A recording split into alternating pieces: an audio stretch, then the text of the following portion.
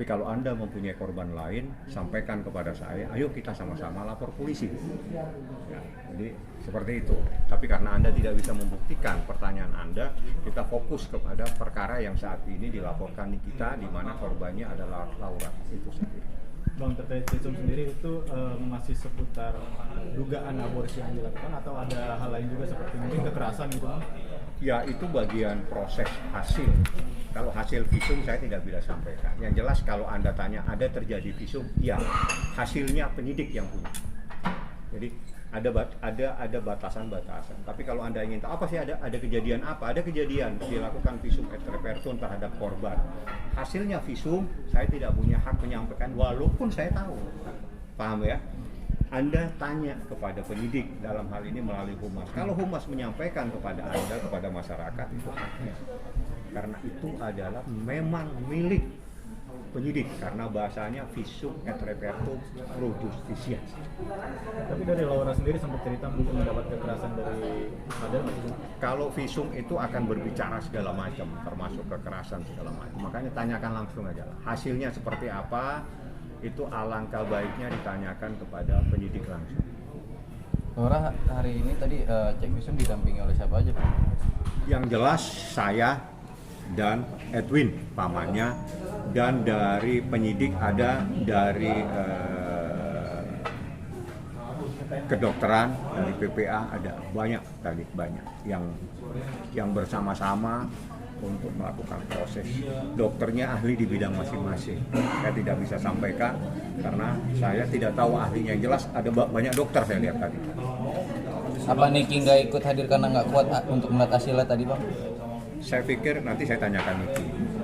Dia tidak hadir karena apa. Tapi kan Niki mempercayakan semuanya kepada saya dan kepada Edwin, kakaknya kan.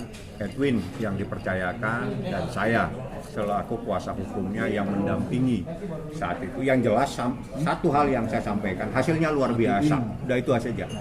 Luar biasa seperti apa Anda gali dengan Anda bertanya kepada penyidik melalui Humas. Humas punya hak untuk menyampaikan seperti apa hasilnya. Bang, ya. Mungkin dari semua alat bukti akankah ada alat bukti lainnya lagi, Bang, untuk secara langsung dapat menjerat? Kan kemarin Niki bilang akan menjerat keluarganya juga, Bang. Itu nanti dalam proses salah satu proses hasil ini nanti akan ditemukan peristiwa ini seperti apa, bagaimana dan siapa saja. Nah, disitulah nanti akan muncul hal-hal yang terkait. Jadi di dalam KUH pidana itu ada pasal yang namanya pasal turut serta melakukan tindak pidana, membantu melakukan tindak pidana, dan bersama-sama melakukan tindak pidana.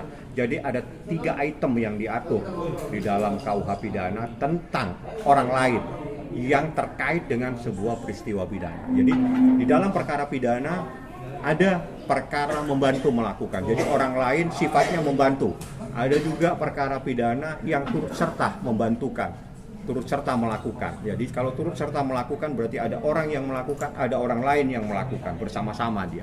Nah, jadi seperti itu. Dari alat bukti yang Abang pegang selama ini ke Polres Jakarta Selatan, apakah bukti-bukti tersebut juga, kan Abang pengacaranya nih, Bang, bukti-bukti tersebut juga tuh menjerat juga gak sih keluarganya? Dari seluruh bukti-bukti yang Abang bawa selama ini ke Polres Selatan?